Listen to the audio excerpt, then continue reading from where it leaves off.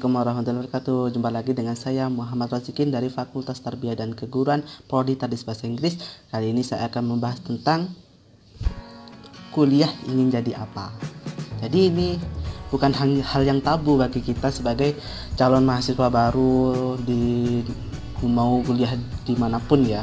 Pasti ingin tahu setelah kuliah mau jadi apa, kuliah jadi apa ya. Yaitu pertanyaannya itu masih saya garis bawahi. Ya, saya juga begitu. Saya akan membahas tentang 6 hal penting sebelum memutuskan untuk kuliah. Saya akan kutip dari Halo News. Setelah menyelesaikan pendidikan di bangku SMA, terutama saya lulus tahun ini ya, maka saatnya Anda belajar lagi di universitas yang kalian favoritkan. Banyak orang yang memiliki harapan untuk sekolah setinggi-tingginya serta memiliki pendidikan yang mana dapat menjamin kehidupan seseorang. Pendidikan memang menjadi salah satu investasi yang berharga karena tidak lekang dimakan waktu. Ilmu yang didapatkan selama menempuh pendidikan juga bisa dijadikan salah satu sarana untuk menciptakan pekerjaan atau mendapatkan pekerjaan. Yang juga untuk mendapatkan pendidikan dan diperlukan perjuangan yang tidak sedikit. Bahkan sebelum masuk ke universitas pun Anda harus mengikuti berbagai macam tes, betul itu, akademik. Untuk mengikuti tes akademik ini tidak main-main karena saingnya ada dari segala penjuru, begitu pun saya. Untuk itu penting menyiapkan bekal sebaik-baiknya. Anda bisa memilih les privat sebagai salah satu cara untuk membantu Anda memahami lebih detail lagi tentang materi yang dikendalikan. Jadi kita sebelum masuk ke kuliah itu kita harus pikirkan matang-matang, siap biayanya, tesnya, yaitu bagi kalian. Tapi kan karena sekarang itu diberikan kemudahan oleh negara kita, jadi kita harus mengikuti segala prosedurnya. Nomor 1 adalah pekerjaan yang didapatkan setelah lulus kuliah. Sebenarnya saya berpikir bahwa dengan kuliah maka akan memiliki prospek kerja yang bagus. Jadi kuliah ini di sini hanya untuk mendapatkan pekerjaan. Jika memang Anda juga berpikir demikian, maka ada baiknya Anda mengubah pola pikir ini. Banyak orang memilih berkuliah di jurusan yang memiliki prospek kerja bagus, tapi nyatanya sampai saat ini mereka masih belum bekerja. Yaitu kita kuliah itu bukan harus mencari pekerjaan yang bagus, tidak. Kita kuliah itu untuk mencari ilmu. Nah, dan dengan adanya ilmu kita akan diberikan kemudahan dan dalam pekerjaan apapun. Jadi kalian nggak usah berpikir kalau kuliah itu untuk mencari pekerjaan. Insya Allah kalau memang rezekinya kita akan mendapatkan pekerjaan yang bagus. Dan lagi tujuan mengambil pendidikan. Anda tentu tidak asing lagi dengan banyak kabar tentang mahasiswa yang gagal menempuh pendidikan dan putus di tengah jalan. Hal ini bisa jadi pada siapa saja yang tidak memiliki tujuan. Pasti dalam menempuh pendidikan untuk itulah hal yang pertama harus Anda tanyakan pada diri Anda sendiri adalah tujuan yang Anda inginkan. Jadi kalau kita tidak punya tujuan, jangan mau kuliah. Karena apa? Kita kan kuliah kalau tidak punya tujuan pasti kita kan malas-malasan.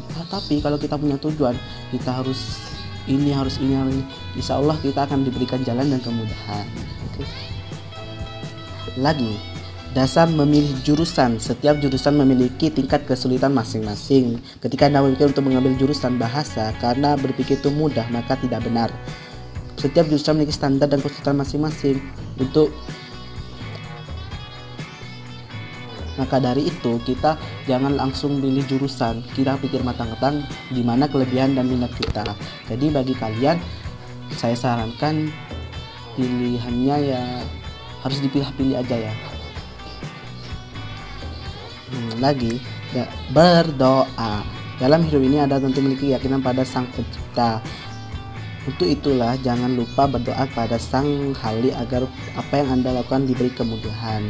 Jadi kita harus setiap saat harus berdoa karena doa itu adalah sebagai penyemangat kita, sebagai ikhtiar kita. Semoga kita akan diberikan kemudahan dalam segala apapun. Lagi dengan hobi dan minat. Hobi dan minat bisa saja menjadikan salah satu alasan untuk memilih jurusan di bangku kuliah. Seperti saya kan suka bahasa Inggris bukan karena apa? Karena bahasa Inggris itu kan bahasa internasional yang digunakan di seluruh Indonesia, di seluruh dunia bahkan internasional ya. Jadi saya memilih prodi tadi bahasa Inggris yaitu untuk mengembangkan minat saya. lagi pendapat orang tua ini hal yang paling penting. Ketika menentukan desain sekali perdebatkan dengan orang tua tidak bisa dihindarkan begitu saja. Bahkan tidak jarang Anda akan menentang apa yang orang tua inginkan. Sebenarnya hal ini tidak perlu terjadi.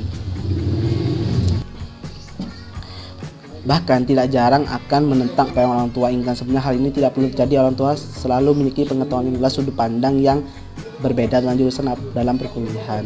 Ya usah diperdebatkan karena kita harus saling komunikasi aja kepada orang tua kita. Kalau kita mempunyai kelebihan apa kita dilarang oleh orang tua kita, tapi meskipun itu kita harus menghormati apapun yang orang tua kita sampaikan, karena orang tua adalah hal yang penting bagi hidup saya, terutama saya yang sekarang lagi masa perkuliahan harus butuh penyemangat dan doa dan butuh dukungan orang tua. Cukup sekian yang dapat saya sampaikan. Semoga apapun yang saya katakan dapat bermanfaat. Apabila ada kekurangan dan salah kata saya mohon maaf. Saya akan pamit. Wassalamualaikum warahmatullahi wabarakatuh. Jumpa lagi ya. Terima kasih. Maulana Malik Ibrahim.